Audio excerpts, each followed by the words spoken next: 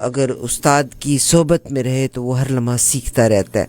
جناب جاوید احمد غامدی صاحب کے انتہائی قریبی شاگرد ہیں الیاس حسن، وہ اس وقت میرے ساتھ ہیں اور ان کا ادارہ یہاں ٹورنٹو میں بھی ہے، المورد کے نام سے. المورد کے نام سے ان کا ادارہ ہے. المورد کے نام سے ان کا ادارہ یہاں ٹورنٹو میں ہے. ہماری آپ سے ریکویسٹ ہے، المورد سے آپ رابطہ کرنے کے لیے طارق حسین کا نمبر نوٹ کر لیجئے، 416858 6776 8586776. الیاس حسن، ہم آپ کا بہت شکریہ ادا کرتے ہیں کہ آپ تشریف لائے. السلام علیکم ورحمۃ اللہ وبرکاتہ. ہلو الیاس، آپ میرے ساتھ ہیں؟ دیکھیے صاحب، ٹیکنیکل پرابلم بھی ہوئی جایا کرتی ہے نا، بندہ بشر ایسے ہو ہی جایا کرتا ہوتا ہے. جی ماجد بھائی. یہ صاحب اتنی دیر میں آپ یہ سنیے اور ہم کوشش کرتے ہیں جناب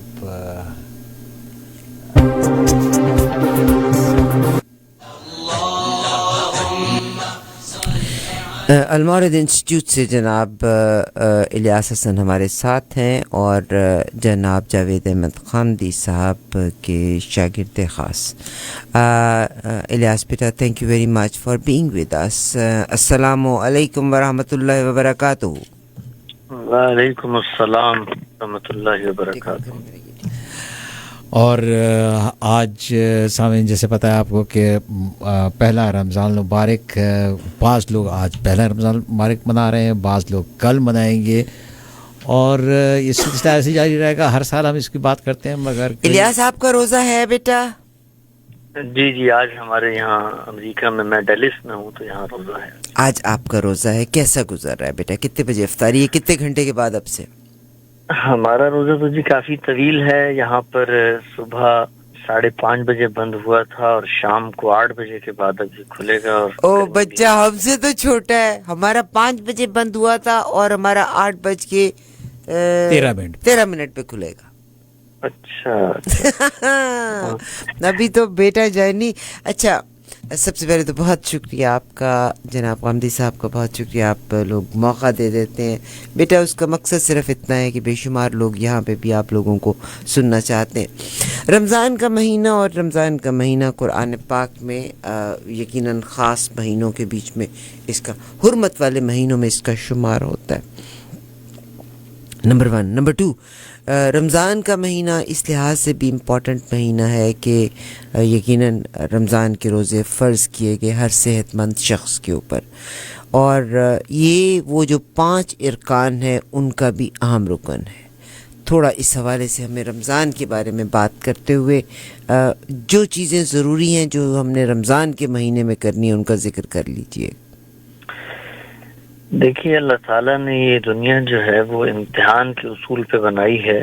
ہم سب کو اللہ تعالیٰ نے ایک شعور دے کے یہاں پر بھیجا ہے.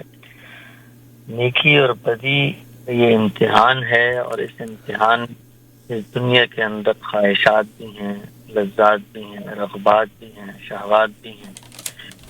اس میں انسان کے سامنے اس بات کا امکان رہتا ہے کہ وہ اپنے ارادے یا اختیار کے سوء استعمال سے بھٹک جائے. اس لیے ضروری ہے کہ اللہ تعالیٰ اس کو یاد دہانی کرواتے رہیں. دین اور مذہب، اس کا مقصد انسان کا تزکیہ یا پیوریفیکیشن ہے، انسان کو پاکیزہ کیا جائے. ہم یہ جانتے ہیں کہ انسان کی کوئی بھی چیز عادت اس وقت تک نہیں بنتی جس وقت تک اس کے معمولات میں، اس کی زندگی میں اس کا دوام یا استمرار نہ ہو. اللہ تعالیٰ نے اس بات کا ہمیشہ اہتمام کیا ہے کہ انسان کو اس کی زندگی کے اندر یاد دہانی کروائی جائے. یہ پورا سال نماز کے ذریعے بھی ہوتی ہے. فرمایا اقم الصلاۃ لذکری، نماز قائم کرو تاکہ میری یاد دہانی قائم ہو. یہ زکوٰۃ دے کر بھی ہوتی ہے، اسی طریقے سے باقی عبادات کے ذریعے بھی ہوتی ہے. ایک مہینہ اور اس مہینے کے یہ 30 دن جس کو اللہ تعالیٰ نے خاص کر دیا ہے روزے کے لیے، اس میں یہ یاد دہانی اپنے منتہائے کمال کو پہنچ جاتی ہے.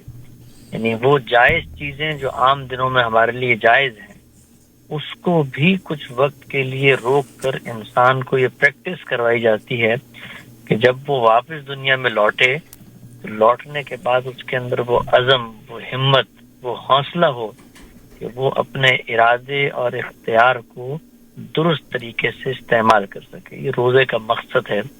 اللہ تعالیٰ نے اس کو بیان کیا ہے کہ لعلکم تتقون، تاکہ تم خدا کے حدود آشنا ہو جاؤ، تمہیں پہچان میں آ جائے کہ اللہ تعالیٰ کی حدیں کیا ہیں.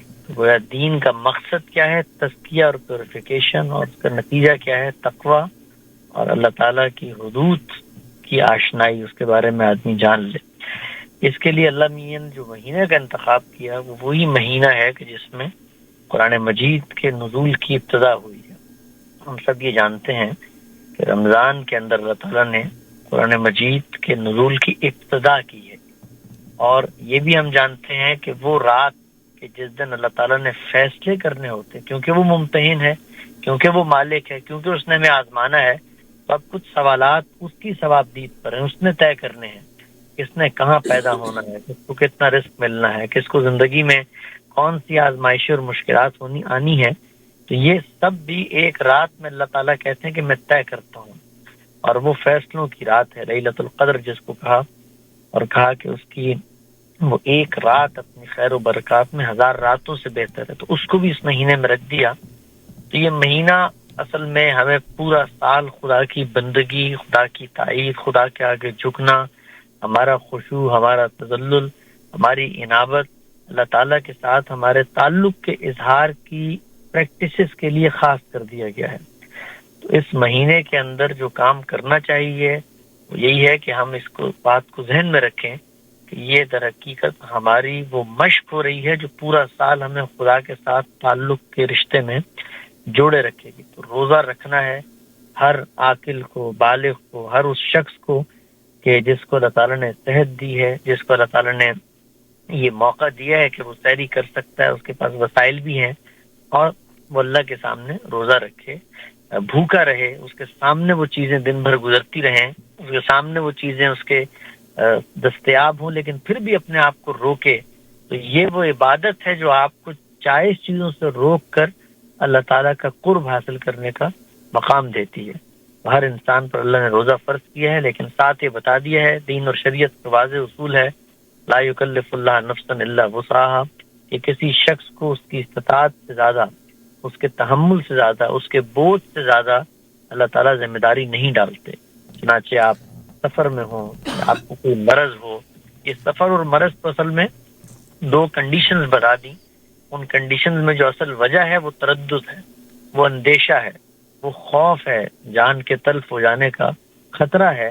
تو اللہ تعالیٰ نے بتا دیا ہے کہ اگر کوئی بھی اس طرح کا معاملہ ہوگا جس میں تم نہیں رکھ سکتے، عدتم من ایام الاخر، تو پھر باقی دنوں میں تم نے روزے پورے کرنے ہیں. اور یہ بھی بتا دیا کہ اگر روزے پورے کرنے کی پوزیشن ہی میں نہیں ہو، یعنی اتنے بوڑھے ہو کہ ہمت ہی نہیں ہے کہ روزے رکھ سکو، تو آپ ہی نہیں لا سکتے اس بھوک کی، تو پھر وہی اصول ہے جو پہلے بیان کر دیا تھا کہ فدیہ دینا ہے. وہ فدیہ جو ہم کھاتے ہیں کھانا، وہ پھر ہم نے ہر روزے کے حساب سے ایک آدمی کو کھانا کھلانا. بہت شکریہ آپ نے تفصیل سے اس کے بارے میں ذکر کیا. رمضان میں فدیہ، جیسے فدیہ کی اس وقت کی قیمت آج ہی ہمارے ساتھ مسلم ویلفیئر سینٹر نے شیئر کی $10 کی مختص کی گئی ہے. مگر میں صرف یہ کہتی ہوں کہ اگر میں الحمدللہ ایم ہیلتھی پرسن، مجھے اپنے پورے روزے رکھنے ہیں، مگر خدا نخواستہ زندگی اور موت صحت کا کسی کو نہیں پتہ، تو اگر میں زیادہ بھی دے دوں تو اس میں کوئی مذائقہ نہیں ہے، یہ محسوس کرتے ہوئے کہ میری ایوریج جو نیڈ کتنی ہوگی، مگر $10 مسٹ ہے. ہمارے ساتھ جناب الیاس حسن صاحب، محمد الیاس حسن صاحب، المورد انسٹیٹیوٹ، یہاں پہ ان کی برانچ بھی ہے. جناب طارق حسین کا نمبر آپ نوٹ کر لیجئے گا، آپ تشریف بھی لاتے ہوتے ہیں یہاں پہ. طارق حسین سے فردر انفارمیشن لے کے، ان کے انسٹیٹیوشن کی انفارمیشن لے کے، ان کی ویب سائٹ پہ آپ کو ان کی آمد کے بارے میں علم ہو جائے گا. نمبر ان کا 4168586776 85867776 طارق حسین کا نمبر ہے. الیاس بیٹا، میرا جو ایک کنسرن ہے اور کویسچن ہے، یقیناً رمضان کے مہینے میں اگین روڈ میپنگ ہونا، اپنے آپ کو مینٹلی پریپیئر کرنا، करना, that is a big thing. इन दिनों में सूरत हाल कुछ अजीब व गरीब किस्म की है, चाहे वो नॉर्थ अमेरिका है, इवन वो पाकिस्तान है या इंडिया भी है, हम उसकी भी बात कर लेते हैं. तो बहुत से लोग हैं जिनकी जॉब्स नहीं हैं, अगर जॉब्स हैं तो और बहुत सारे मसाइल सामने हैं. मस्जिदें मुकम्मल तौर पे बंद हो के रह गई हैं. यहाँ पे किसी मस्जिद में भी तरावी का इंतज़ाम नहीं है, और मुझे यकीन है आपके यहाँ भी कोई इंतज़ाम नहीं होगा, क्योंकि ये जरासीम का कोई मज़हब तो नहीं है, और ये कंटेजियस सिकनेस को बीट करने का तो एक ही तरीका है कि वही सोशल डिस्टेंसेस रखा जाए. मगर फिर भी ज़कात तो हमने निकालना है, तो थोड़ा सा उसका असबाब या उसका तरीक़ाकार हमसे शेयर कर लें. देखिए, अल्लाह ताला ने जिस तरीके से अपने साथ अपने ताल्लुक़ के इजहार के लिए मुख्तलिफ इबादत मुकर्रर की हैं, उनमें नमाज शामिल है, उनमें रोज़ा शामिल है, उनमें हज शामिल है, इसी तरीके से माशरे की ज़रूरियात या नज़्म इज्तिमाई के जो तकाज़े हैं वो कैसे पूरे होंगे, गोया खुदा की जो मखलूक है उससे ताल्लुक़ का इजहार कैसे होगा, तो उसको भी एक मुस्तकिल इबादत में ढाल दिया है. यानी ये यूं नहीं है कि हमने ज़कात देनी है, बल्कि ये यूं है कि हमसे ज़कात ली जाएगी. वो कौन लेगा? वो रियासत लेगी. अगर वो रियासत नहीं ले रही तब भी हमारा फरीज़ा है कि हमने उसे अदा करना है. तो अल्लाह ताला ने ये बता दिया है कि अगर तुम्हारे पास कोई माल है और माल के लिए एक निसाब मुकर्रर कर दिया रसूलुल्लाह सल्लल्लाहु अलैहि वसल्लम ने, उससे ज़ायद कोई चीज़ है और तुम्हारे ज़ाती इस्तेमाल की नहीं है, तो फिर तुम्हें खुदा की राह में उसमें से 2.5% ज़कात निकालनी चाहिए. 2.5% ज़कात है, 2.5% माल की ज़कात है. इसके अलावा जो मुख्तलिफ दूसरे मीन्स ऑफ प्रोडक्शन हो सकते हैं, दीन में उनकी मुख्तलिफ रेशो के साथ ज़कात बयान हुई है. मसलन हम जानते हैं कि प्रोडक्शन के ऊपर जब कोई चीज़ आप प्रोड्यूस करते हैं तो मजहब ने ज़मीन की पैदावार के हवाले से कुछ रेशोज दे दिए हैं. मसलन अगर आपकी मेहनत और सरमाया दोनों लगे हैं तो आपको 5% देने हैं, दोनों में से कोई एक चीज़ लगी है तो आपने 10% देनी है. तो इसी का इतलाक आदमी आज दौरे जदीद की प्रोडक्शन पे भी कर सकता है और इस लिहाज से वो ज़कात निकाल सकता है. ताहम ये बात आपके जहन में रहे कि अगर आप टैक्स देते हैं तो टैक्स असल में ज़कात ही थी जो आपसे एक मुसलमान हुक्मरान ने ले लेनी थी, और आप उसको ये कहने के अहल थे कि हम मुसलमान हैं, हमसे इससे ज़ायद न लो जो अल्लाह ने मुकर्रर किया है. लेकिन अगर आप टैक्स देते हैं, अपने मुल्क में देते हैं, अपनी हुकूमत को देते हैं, तो जो भी आपका ज़कात का रेशो बनता है, मिसाल के तौर पे मेरे पास इतना सोना था कि मुझे एक साल के अंदर $10,000 ज़कात देनी थी, और मैंने पलट के देखा कि मैंने तो $12,000 टैक्स दे दिया है, तो अब मेरी वो जो ज़कात है वो उस टैक्स से मिन्हा हो जाएगी, माइनस हो जाएगी. गोया मुझे दोबारा से ज़कात देने की ज़रूरत नहीं होगी. ताहम ये अल्लाह की राह में आप पैसा देते हैं, अल्लाह के हुक्म और इज़्न के तहत देते हैं. इसमें ये पाबंदी आप पे नहीं लगाई गई कि अगर आपकी ज़कात अदा हो गई है तो उससे ज़ायद आप नहीं दे सकते. जब पूछा गया है कि जब ज़रूरत पड़ जाए तो ज़ायद माल का क्या करें, तो कहा ज़ायद माल माशरे का हक है, जब भी ज़रूरत पड़े आपकी सावधीद पर है, आप देना चाहें ज़रूर.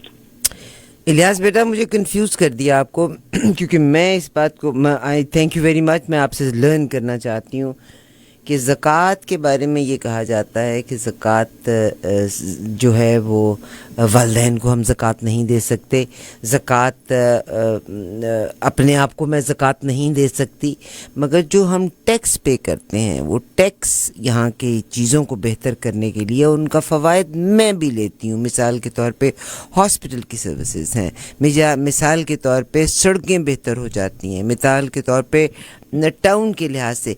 मगर ज़कात का जब इस्तेमाल का नाम लफ्ज़ आया ज़कात का, और कुरान पाक में जब अल्लाह तबारक व तआला ने ज़कात का जिक्र किया तो बार बार अल्लाह ने कहा कि पहला इसी सीक्वेंस में यूज़ किया. आप तो बल्कि बहुत समझते हो, मैं तो अदना से शागिर्द हूँ, मतलब अलिफ बे पे भी नहीं अभी आके खड़ी हुई, कि जब भी जिक्र किया अल्लाह सुब्हानहू तआला ने ज़कात का, खैरात का, तो पहले कराबतदारों का जिक्र, कराबतदारों का जिक्र आया, फिर जानने वालों का आया, और फिर बाकी लोगों का जिक्र आया कि मेरे पे पहला हक मेरे अपने रिश्तेदारों का है, फिर जानने वालों का है, और फिर इसी हिसाब से. मगर जब मैंने टैक्स दे दिया تو میرے تو بے شمار پاکستان میں بھی ایسے لوگ ہوں گے جو ضرورت مند ہوں گے اور وہ ان کو زکوٰۃ لگتی بھی ہے. تو یہ آپ نے کہہ دیا کہ جو میں نے ٹیکس پے کیا اور جو میں نے ٹیکس پے کیا اس کے بینیفٹ تو میں خود لے رہی ہوں, اس کے اسکولوں میں بچے اچھے اسکولوں میں پڑھ رہے ہیں, مگر یہ زکوٰۃ کا انتظام تو اس لیے تھا کہ غربا کی مدد کی جائے اور کوئی ڈفرنس نہ رہے. مگر جس سسٹم میں اور آپ رہ رہے ہیں یہاں 1% لوگ 99% لوگوں پہ حاوی ہیں. جی سر. جی دیکھیے, اللہ تعالیٰ نے جو نظام بنایا ہے وہ نظام کو اگر آپ اس کی آئیڈیل شکل میں فالو کرتے ہیں تو اس کے نتیجے میں جو صورتحال ہمیں آج نظر آتی ہے, غربت کی اور وسائل کی ارتکاز کی, اور ہم یہ دیکھتے ہیں کہ چند لوگ ہیں جنہوں نے پوری قوم کی دولت کو اپنے قبضے میں کیا ہوا ہے اور وہ ارتکاز نہیں ہے, رکی ہوئی ہے. تو اللہ نے جو نظام دیا تھا اگر اس نظام کو لیٹر اینڈ اسپرٹ میں قبول کیا جاتا, اس کو اپنایا جاتا, تو یہ مسئلہ سرے سے پیش ہی نہ آتا. اس لیے پیش نہ آتا کیونکہ دیکھیے اللہ کو یہ ضرورت کیوں پیش آئی کہ وہ کوئی چیز مقرر کرے, کوئی ریشو مقرر کرے. اس کی وجہ یہ ہے کہ ہمیشہ سے دنیا کی تاریخ میں یہ ہوتا چلا آیا ہے کہ حکمران اور بادشاہ اور نظم اجتماعی وہ اپنے ذہن سے اپنے تقاضوں کے مطابق لوگوں سے مال چھین لیتا ہے اور اس کو نام کیا دیتا ہے, ٹیکس کا نام دیتا ہے. وہ نام کیا دیتا ہے کہ اس سے معاشرے کی ضروریات پوری ہوں گی. آپ دیکھیں اگر تاریخ میں جا کر تو آپ کو اندازہ ہو کہ بادشاہوں کو محلات بنوانے ہیں اور وہ کہتے ہیں کہ لوگوں سے پیسہ وصول کرو اس کے لیے, تو ان کے وزراء کہتے ہیں کہ جی ہم تو جتنا وصول کر سکتے ہیں کرتے ہیں, آپ کس پہ کریں؟ تو وہ کہتے ہیں کہ کیا چیز رہ گئی ہے جس پہ ٹیکس نہیں ہو؟ کہتے ہیں نمک رہ گیا, تو کہتے ہیں چلو سالٹ ٹیکس لگا دو. تو یہ استحصال ہے جو ماضی میں ہوتا چلا آیا ہے, لوگوں سے ان کی چمڑیاں ادھیڑ کر مال لیا گیا تاکہ معاشرے اور حکومت کے جو تقاضے ہیں وہ پورے کیے جائیں. اللہ تعالیٰ نے مسلمانوں کو اس سے روک دیا ہے اور روک کر یہ کہا ہے کہ تمہارے لیے میں نے یہ حد مقرر کر دی ہے, اس حد سے زیادہ میرے بندوں سے تم نے مال نہیں لینا. اب ہوا کیا ہے, ہوا یہاں پر یہ ہے کہ نہ مسلمان حکمرانوں کو اور نہ ہی مسلمان معاشرے کو ان حدود کا علم ہے, ان ریشوز کا علم ہے, اس اسپرٹ کا علم ہے جس کے تحت زکوٰۃ کا یہ پورا نظام وضع کیا گیا ہے. ہمارے ہاں ہوتا کیا ہے, ہمارے ہاں پیرلل ٹیکسیشن کا نظام جاری ہے. ایک مسلمان حکمران کے لیے اللہ تعالیٰ نے یہ ریشوز مقرر کی تھی کہ ان کے مطابق دو, جب تم ان کے مطابق لوگوں سے مانگو گے تو یوں نہیں ہوگا کہ لوگ زکوٰۃ چوری, لوگ ٹیکس چوری کریں گے اور لوگ جو ہیں وہ ورجن اور پاناما آئیلینڈز میں جا کر پیسوں کو چھپائیں گے, بلکہ ایک طرف جب تم مانگو گے تو دوسری طرف وہ خدا کا حکم سمجھ کے تمہارے قدموں میں رکھ کے جائیں گے. تو نتیجہ کیا نکلے گا؟ نتیجہ یہ نکلے گا کہ ریاست کے پاس انف وسائل موجود ہوں گے جس سے نہ غربت پیدا ہوگی, جس سے نہ دولت کا ارتکاز ہوگا. تو یہ خدا کا بتایا ہوا ایک جامع نظام تھا, ہم نے اس نظام کو اصلاً فراموش کر دیا. اب ہم یہ سمجھتے ہیں کہ زکوٰۃ محض چیریٹی کا نام ہے, حکومتیں بھی ہم سے نہیں لیتی ہیں, وہ الگ سے ٹیکس کے پیرلل انہوں نے نظام بنائے ہوئے ہیں. تو اب ہم کیا کرتے ہیں, اب ہم اپنے طور پہ دیتے ہیں. تو جب آپ زکوٰۃ اپنے طور پہ دیتے ہیں تو اللہ تعالیٰ نے وہاں پر بھی ہدایت کر دی ہے کہ للوالدین والاقربین, کی اس پہ سب سے پہلا حق تمہارے والدین کا ہے, تمہارے رشتہ داروں کا ہے. کیوں؟ اس لیے کہ معاشرے کی تنظیم کے لیے جب میں ادھر ادھر دیکھتا ہوں تو مجھ سے پہلا تعلق تو میرے والدین اور میرے رشتہ داروں کا قائم ہوتا ہے. تو اب جب ریاست مجھ سے نہیں لے رہی تو یہ میرا فرض ہے کہ میں زکوٰۃ ادا کروں, اور ادا کرتے ہوئے میں دیکھوں کہ میرے قریب کون ہے. اس میں پہلا حق میرے والدین کا ہے, اس کے بعد رشتہ داروں کا ہے, اس کے بعد میرے پڑوسیوں کا ہے. گویا جو میرا دائرہ اختیار, میرا دائرہ عمل ہے, اس کے اندر میں نے اس فریضے کو انجام دینا ہے. لیکن کوئی فرد کھڑا ہو کر یہ کہتا ہے کہ یہ فریضہ تو میں انجام دوں گا, لیکن یہ فریضہ جس اسپرٹ کے تحت مقرر کیا گیا تھا وہ تو یہ تھا کہ معاشرے کی ضروریات پوری ہوں, وہ کام تو مجھ سے پیرلل ٹیکسیشن کے اصول پر ہو رہا ہے, تو اب کیا میں 2 دفعہ ٹیکس ادا کروں؟ تو اس کو یہ کہا جاتا ہے کہ اگر آپ چاہیں آپ کی زکوٰۃ اسی ٹیکس سے منہا کی جا سکتی ہے. کیوں؟ اس لیے کہ دونوں کا مقصد ایک تھا, دونوں کا مقصد رفع عام ہے, دونوں کا مقصد پل, اسپتال, سبیلیں بنانا ہے, دونوں کا مقصد ناداروں کی مدد کرنا ہے. تو آپ اگر دیکھیں ماضی میں جا کے تو یہی ہوتا رہا ہے زکوٰۃ صحیح. اور मगर बच्चे मैं बिल्कुल आज मैं इसको बल्कि सीखना चाहूँगी, अगर आप इंग्लैंड के निज़ाम में, क्योंकि हमारे बहुत सारे पाकिस्तानी मुसलमान इंग्लैंड में भी बसते हैं, अगर मैं इंग्लैंड के निज़ाम में चली जाऊँ, आज मैं कनाडा में टैक्स पे करती हूँ, क्वीन को इस टैक्स का बेनिफिट मिलता है, ठीक है, क्वीन को टैक्स का, यानी वहाँ भी बादशाहत का निज़ाम है, उनको इसका बेनिफिट मिलता है उनके। तो बहरहाल आपके कहने का मकसद ये है कि टैक्सेशन, वेयरएज कुरान पाक में तो वाज़े तौर पे वो जो 2.5% का लफ्ज़ इस्तेमाल किया गया है, तो आप उसकी कैसे एक्सप्लेनेशन देंगे? ये देखिए, कुरान मजीद के अंदर तो ये कहा गया है कि ज़कात दो, जो मुकर्रर कर दी गई है। ज़कात के जो रेशोज और निसाब हैं ये हमें सुन्नत के जरिए मिलते हैं। सुन्नत दीन की अमली प्रैक्टिसेस का नाम है। उसमें एक रेशो नहीं है, जैसे मैंने शुरू में अर्ज किया था, वो माल पे 2.5% है, यानी बचत के ऊपर 2.5% है।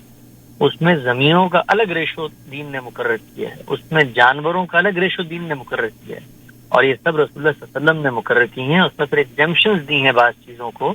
तो ज़कात का ये पूरा कानून हमें रसूलुल्लाह सल्लल्लाहु अलैहि वसल्लम के अमली तवातुर से, गोया आपने उसको प्रैक्टिसेस में ढाल के पूरी कौम को मुंतकिल किया है, उस कौम ने जनरेशन दर जनरेशन हम तक पहुंचाया है। तो वो पूरा निज़ाम तो लिखा हुआ मौजूद है।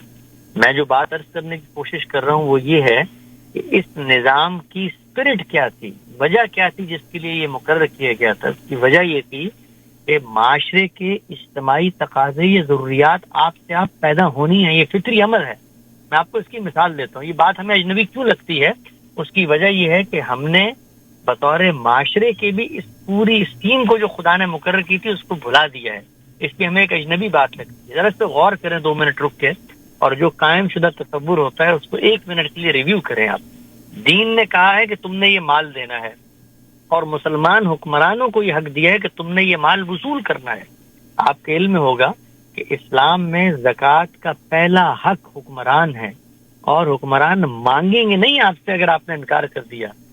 वो आपसे जबरदस्ती लेने का की अहलियत रखते हैं। अल्लाह ने उनको ये हक दे दिया है। आपके इल्म में होगा कि सैयदना अबू बकर बड़े जलील क़द्र हमारे खलीफा राशिद हैं, उन्होंने क्या कहा था कि एक रस्सी भी बकरी की अगर ज़कात में देने से इन्होंने इनकार किया तो मैं इनके खिलाफ इक़दाम करूंगा। तो ये अल्लाह ने हक मुकर्रर किया है मुसलमानों के नज़्म इज्तिमाई सोसाइटी का।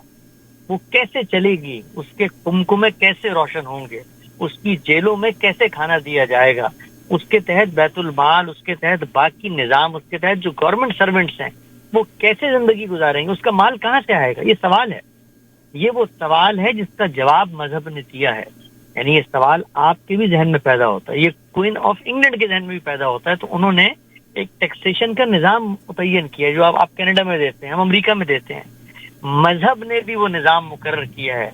मजहब इस बारे में ये कहता है कि अगर तुम मुसलमान हुक्मरान हो तो देखो ये चीज मैंने मुकर्रर कर दी है तुम्हारे शहरियों पे, तुम्हारे कदमों में रख के जाएंगे, इससे माशरे का नज़्म नस्क चलेगा, इससे गरीबों की परवरिश होगी, इससे यतीमों की पर्दाश्त का इंतजाम किया जाएगा। और यूं नहीं है कि तुम मांगोगे तो ये देंगे, ये उनके लिए दीनी फरीजा है, तुम्हारे कदमों में रख के जाएंगे। इस स्पिरिट के तहत ये इबादत मुकर्रर की गई है। हमारे मुसलमान हुक्मरानों को भी इसका शऊर नहीं है और खुद अवाम को भी इसका शऊर नहीं है। तो अब हम क्या करते हैं, हम अपने तौर पर ज़कात अदा करते हैं। जो हक रियासत का था कि हम उसके कदमों में रखें जाकर, ये अल्लाह के नाम पर ज़कात हम निकाल रहे हैं, जाओ इसको माशरे की फलाह बहबूद पे खर्च करो, जाओ इससे सड़कें बनाओ, जाओ इससे अस्पताल दारुल शिफा बनाओ, ये अल्लाह ने हम पर फर्ज कर दिया था, हम तुम्हारे कदमों में रख के जा रहे हैं। तो हमारे हुक्मरानों ने भी बजाय ये कि अल्लाह के मुकर्रर करदा इस ज़ाब्ते को वो अपनाते, उन्होंने पैरेलल टैक्सेशन का निज़ाम अपना लिया। अब सवाल ये पैदा हुआ इसके बाद कि जब ये पैरेलल टैक्सेशन कायम है तो क्या कोई मुसलमान ये कहने का हक रखता है कि जो अल्लाह ने मुझ पर टैक्स लगाया था वो तो इतने इतने फीसद था और मैं तो अलग से भी ये दे रहा हूँ, तो क्या मैं उससे इसको मिन्हा कर सकता हूँ, माइनस कर सकता हूँ? तो इस पे अहले इल्म ये जवाब देते हैं कि हाँ, आप एक दफा एक चीज अदा कर चुके हैं, और याद रखें कि वो चीज भी जो ली गई है वो भी माशरे की भलाई के लिए ली गई है। आप अगर कनाडा में मौजूद हैं तो वहां पर अगर रियासत इस बात का बंदोबस्त करती है कि बच्चों को एक खास रकम अदा हो कि वो उससे दूध पी सके, उनकी नशोनुमा हो, बीमारों के लिए दारुल शिफा और अस्पताल बनाए जाएं, تو وہ اصل میں آپ کے ٹیکس کے پیسوں سے ہی ہوتی ہے. تو یہ وہ پیسہ ہے جو اللہ تعالیٰ نے مسلمان حکمرانوں کے لیے مقرر کر دیا تھا اور مسلمان معاشرے کو پابند کر دیا تھا کہ جائیں اور یہ پیسہ انہیں ادا کریں. یہ بات اجنبی اس لیے لگتی ہے کہ ہمارے ہاں جو پورا تصور ہے وہ چونکہ مسلمان حکمرانوں کے ہی مفقود ہو گیا کہ اللہ نے ان کو اتنی بڑی رعایت دی تھی کہ بجائے وہ فیڈرل بورڈ آف ریونیو اور انکم ٹیکس کے داروغے بٹھا کے لوگوں کو ڈرائیں, لوگوں کے دل میں اللہ کا خوف ہوتا اور وہ حکمرانوں کی دہلیز پر اپنا مال رکھ کے آتے جو عوام کی فلاح و بہبود پہ خرچ ہوتے. بہت شکریہ. میں نے ذاتی طور پہ پاکستان میں مجھے پتہ ہے کہ بہت سے لوگ یہ سمجھیں گے مگر حقیقت میں نے پاکستان میں گلاب دیوی ہاسپٹل اور دیر از اندر ہاسپٹل, میں نے ذاتی طور پہ ان ہاسپٹلز میں نظام دیکھا ہے کہ دور دراز سے جو پیشنٹس آتے ہیں یہ پروسیسنگ ٹائم 2 سے 3 دن کا ہے کہ وہ لوگ جو افورڈ نہیں کرتے وہ پھر ایک اپلیکیشن اپلائی کرتے ہیں اور زکوٰۃ فارم کے تحت ان کو پیسے ملتے ہیں, پھر ان کو دوائی ہسپتال میں سب کچھ ان کو فری ہوتا ہے. آئی پرسنلی میٹ سم, مگر بس وہ بعض اوقات ہمارے دماغ میں یہ ہوتا ہے کہ شاید گورنمنٹس نہیں کریں. الیاس بیٹا بہت شکریہ آپ کا, بہت شکریہ, آپ نے اچھے طریقے سے ایکسپلین کیا. Anything else what you would like to share? جی میں تو یہی کہوں گا کہ اللہ تعالیٰ نے ہم سب کو بطور مسلمان ایک موقع دیا ہے اور اس موقع سے ہمیں فائدہ اٹھانا چاہیے. یہ بات بھی طے ہے کہ جن لوگوں نے پورا سال اس دین کے ساتھ اپنے تعلق اپنے خدا کے کو راضی رکھنے کا اگر اہتمام نہیں کیا تو یہ مہینہ شاید ان کے لیے ایک بہت ہی بوجھل, بہت ہی بھاری, بڑے ہی اجنبیت کا مہینہ ہو. لیکن جو لوگ مذہب کو جانتے ہیں, زندگی کے نصب العین و آدرش سے واقف ہیں, جن کے سامنے ان کا مقصد حیات واضح ہے, تو یہ جانتے ہیں کہ یہ دنیا کی زندگی آخرت کی زندگی سے پہلے ایک ٹریلر کے طور پر ہمیں دی گئی ہے. موت ہی حقیقت ہے جس پر ہم سب کا خاتمہ ہونا ہے. تو ان کے دل میں یہ کسک اٹھتی ہے کہ اس دنیا کے اندر خدا نے ہمیں بھیج تو دیا ہے, مان لیا, ارادہ اختیار بھی دیا, لیکن ہم بھٹک جاتے ہیں. ہم کمزور لوگ ہیں, ہم ناتواں ہیں, ہمیں دنیا کی خواہشات, رغبات, لذات, شہوات متاثر کرتی ہیں. ہم قریب کا فائدہ دیکھتے ہیں. تو آپ یہ دیکھیے کہ خدا تعالیٰ کتنا مہربان ہے, کتنا رحمان و رحیم ہے. وہ کہتا ہے میں جانتا ہوں کہ تم کمزور ہو, تم ناتواں ہو, تم عجلت پسند ہو, تم بھول جاتے ہو, تم زود رنج ہو, لیکن آؤ میں ہی تمہیں تیار کرتا ہوں, آؤ میں ہی تمہاری مدد کرتا ہوں, آؤ میں ہی تمہیں قوت فیصلہ اور طاقت فراہم کرتا ہوں کہ کچھ دیر کے لیے جو چیزیں جائز تھیں ان کو بھی اپنے اوپر ناممنوع قرار دو. تو تمہارے اندر وہ حوصلہ پیدا ہوگا کہ جب تم پلٹ کے رمضان کے بعد عملی زندگی میں جاؤ گے تو جو ناجائز چیزیں حقیقت میں اور اپنی واقعیت میں ہیں تمہارے اندر یہ طاقت ہوگی کہ تم ان کو بھی اگنور کر دو.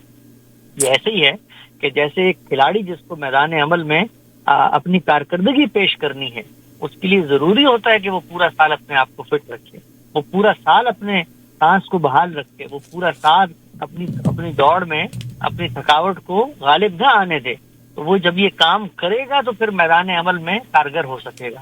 تو اللہ تعالیٰ نے ہمیں اس پریکٹس کے دوران مضبوط کرنے کے لیے اس رمضان کے مہینے میں کچھ اعمال مقرر کر دیے ہیں, اور عبادات کی منتہائی کمال ہے. آپ دیکھیے, یوں نہیں کہا کہ جو چیزیں ناجائز تھی تم نے ان سے بچنا ہے, کہا بلکہ جو چیزیں جائز بھی تھی, یہ کھانا پینا حلال طیب چیزیں ہیں, یہ پانی خدا کا پیدا کیا ہوا ہے, یہ رزق خدا کا پیدا کیا ہوا ہے, ہماری عورتوں کے ساتھ, ہماری بیویوں کے ساتھ ہمارا تعلق خدا نے جائز قرار دیا ہوا ہے. یہ سب اللہ نے ایک وقت کے لیے ممنوع قرار دے دیا. کیوں؟ تاکہ ہم اپنے آپ کو مضبوط کریں, ہمارے اندر رکنے کی صلاحیت پیدا ہو.